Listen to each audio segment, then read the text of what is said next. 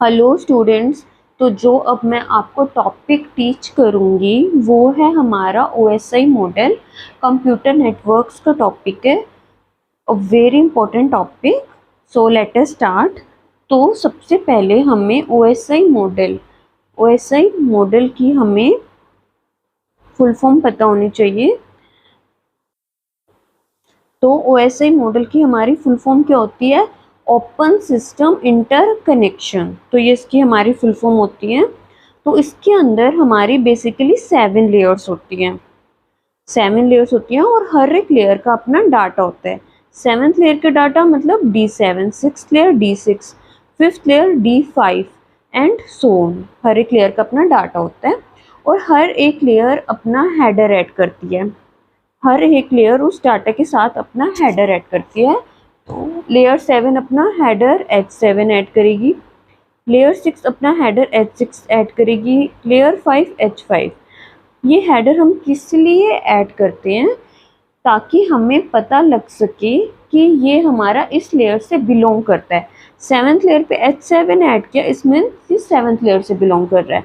6th layer पे H6 add means 6th layer से belong किया। अब ये हमारे 7 लेयर्स के नेम है। 7 application, presentation, session, transport, network, data link, physical.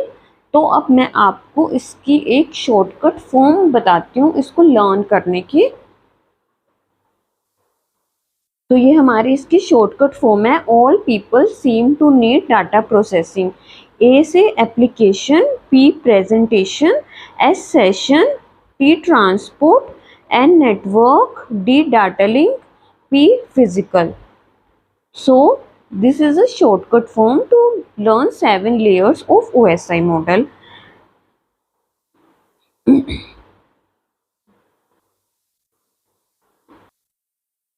तो ये हमारी 7 लेयर्स हैं। जो हमारी फर्स्ट 3 लेयर्स हैं उनका फंक्शन क्या होता है कि कैसे हमारा डाटा एक डिवाइस से दूसरे डिवाइस पे जा रहा है। तो ये फर्स्ट 3 लेयर्स वर्क करती है। ये ट्रांसपोर्ट लेयर क्या होती है? या हार्ट ऑफ ओएसआई मॉडल। और लास्ट 3 लेयर्स क्या करती है? हमारी अनरिलेटेड सॉफ्टवेयर्स के बीच में कोऑर्डिनेशन को मेंटेन करती है। तो अब हम हर एक लेयर के डिटेल्ड फंक्शन पढ़ते हैं। तो सबसे पहले हम फिजिकल लेयर से स्टार्ट करते हैं। जो फिजिकल लेयर होती है उसके अंदर जो भी हमारा डाटा होता है हम उसको 0 1 की फॉर्म में सेंड करते हैं।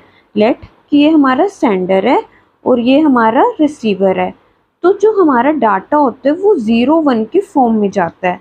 तो वो कौन सी लेयर पे हमारा कन्वर्ट होता है 0 1 की फॉर्म में? हमारा फिजिकल लेयर पे 0 1 की फॉर्म में डाटा हमारा फिजिकल लेयर पे कन्वर्ट होता है। सेकंड आती है हमारे टोपोलॉजी। टोपोलॉजी मीन्स कि हम इसके अंदर कौन सी टोपोलॉजी यूज कर रहे हैं। टोपोलॉजी बस, स्टार, मैश। टोपोलॉजी मीन्स कि कैसे हमारे डिवाइसेस आपस में कनेक्टेड है।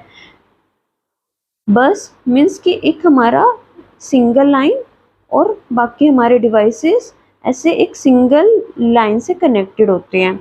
स्टार इसके अंदर हमारा एक सेंट्रल पॉइंट होता है और ऑल डिवाइसेस उससे कनेक्टेड होते हैं।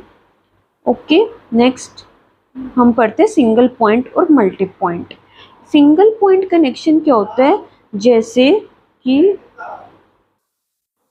सिंगल पॉइंट कनेक्शन हमारा क्या होता है? जैसे कि हमारा टीवी और रिमोट, कि हम टीवी से रिमोट, हम अपने टीवी पे जो भी सिग्नल है वो रिमोट से दे सकते हैं और कोई डिवाइस तो नहीं है टीवी को चैनल्स चेंज करने का। और मल्टी पॉइंट कौन सा कनेक्शन होता है? जैसे कि कोई भी एक कॉलेज है, उसने एक राउटर परचेज किया, किसी कॉलेज ने एक राउटर परचेज किया और बाकी उसने उस कॉलेज के अंदर हमारी लेट 4 बिल्डिंग्स थी, बिल्डिंग 1 2 3 एंड 4। और उस राउटर से अपना इंटरनेट कनेक्शन 4 बिल्डिंग्स में डिस्ट्रीब्यूट कर दिया। एक पॉइंट है और हमने मल्टीपल पॉइंट्स में डिस्ट्रीब्यूट कर दिया, उसको मल्टी पॉइंट कनेक्शन। और सिंगल पॉइंट, लेट की टीवी रिमोट।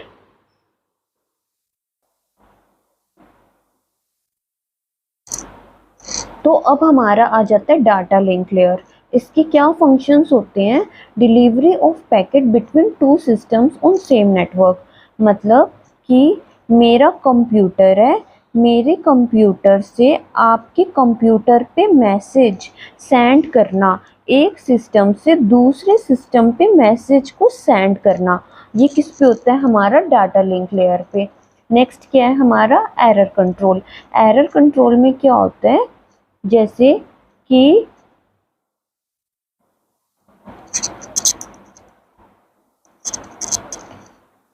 कोई हम रियल लाइफ एग्जांपल लेके समझते हैं कि कोई भी हमारे पास एक इन्वेलप है। जैसे हमारे यूनिवर्सिटी से क्वेश्चन पेपर्स आते हैं, तो वो एक इन्वेलप में आते हैं और उस इन्वेलप के ऊपर ना ऐसे हम सी लगा देते हैं। उस इन्वेलप के ऊपर हम ऐसे सी लगा देते हैं कि कोई भी हमारा अनऑथराइज्ड यूज़र उन इन्वेलप में से हमारे क्वेश्चन पेपर को एक्सेस ना करे। कोई भी अनऑथराइज्ड यूज़र अगर वो एक्सेस करता है तो वो सील हमारे यहाँ से ब्रेक करेगा वो। तो हमें पता लग जाता है कि किसी अनऑथराइज्ड यूज़र ने हमारे डाटा को एक्सेस कर रखा है। तो उस डाटा के ऊपर प्रोटेक्शन प्रोवाइड करवाना, उस डाटा के ऊपर प्रोटेक्शन प्रोवाइड करवाना, तो वो हमारा डाटा लिंक लेयर पे ही डिसाइड होता है कि कोई भी हमारा थर्ड पर्सन आके हमारे डाटा को एक्सेस ना करे। अगर वो कर रहा है तो और उसको हम देख पाएँ, तो वो सारा प्रोटेक्शन हमारा डाटा लिंक लेयर पे ही डिसाइड होता है।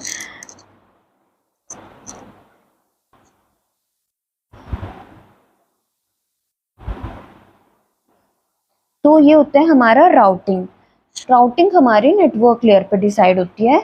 जैसे कि हमारा ये पानीपत, और पानीपत से दिल्ली जाने के हमारे 3 to 4 रूट्स हैं।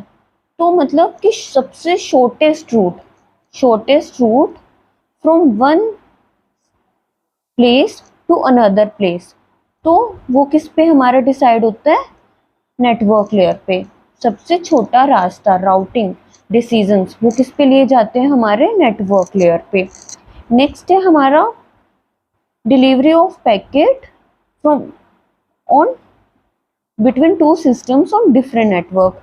मीन्स कि मैंने अपने फ़ोन पे अपने सिस्टम पे मेल खोली और फिर वो मेल आपके सिस्टम पे सेंड करी, और वो मेल आप अपने सिस्टम पे खोल पा रहे हो, तो वो किस पे डिसाइड, तो वो भी हमारी फंक्शनिंग किस पे होती है? हमारे नेटवर्क लेयर पे।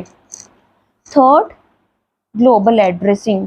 मीन्स कि कोई भी हमारा मैसेज है तो उस मैसेज के बारे में ऐड करना कि वो कहाँ से आया है, फ्रॉम, और कहाँ को जाएगा। तो ये सब भी हमारा नेटवर्क लेयर पर डिसाइड होता है कि कहाँ से आया है, कहाँ को जाएगा, ये भी हमारा नेटवर्क लेयर पर डिसाइड होता है। सो फोर्थ लेयर, ट्रांसपोर्ट लेयर। अब इसके फंक्शंस पढ़ते हैं। कनेक्शन कंट्रोल मीन्स इसके अंदर दो टाइप्स के होते हैं, connection less and connection oriented. अब इनके बारे में हम सीखते हैं। कनेक्शन लेस मतलब लेट कि जैसे मैं टीचर हूँ, तो मैं तुम पे बिना ध्यान दिए कि तुम क्या कर रहे हो, क्लास में फ़ोन चला रहे हो, बातें कर रहे हो, ओ क्लास में और अदर एक्टिविटीज़ कर रहे हो, बिना क्लास में डिसिप्लिन मेंटेन करे मैं तुम्हें पढ़ाना स्टार्ट कर देती हूँ, तो वो क्या होती है? हमारी connection less service. Connection oriented means कि मैं क्लास में पहले अगर बच्चे और अदर एक्टिविटीज़ कर रहे हैं, अगर बच्चे मेरी क्लास में और कोई एक्टिविटीज़ कर रहे हैं, तो मैं उनको कहूँगी कि मैंने पढ़ाना है, तुम ये सब बंद करो। तो अगर बच्चे आपस में बातें कर रहे हैं तो मैं क्लास में पहले डिसिप्लिन मेंटेन करूँगी, पहले उनके साथ कनेक्शन इस्टेब्लिश करूँगी, तो वो हो गया हमारा कनेक्शन ओरिएंटेड। और कनेक्शन लेस कि मैं बिना कनेक्शन मेंटेन करे उनको पढ़ाना स्टार्ट कर दूँगी। नेक्स्ट आता है हमारा सेगमेंटेशन। सेगमेंटेशन मतलब कि हम अपने मैसेज को एक छोटे छोटे सेगमेंट्स में डिवाइड कर देते हैं। For example, my name is Ritu, so मैं उसको छोटे छोटे पार्ट्स में डिवाइड कर देती हूँ। माई नेम इज रितु।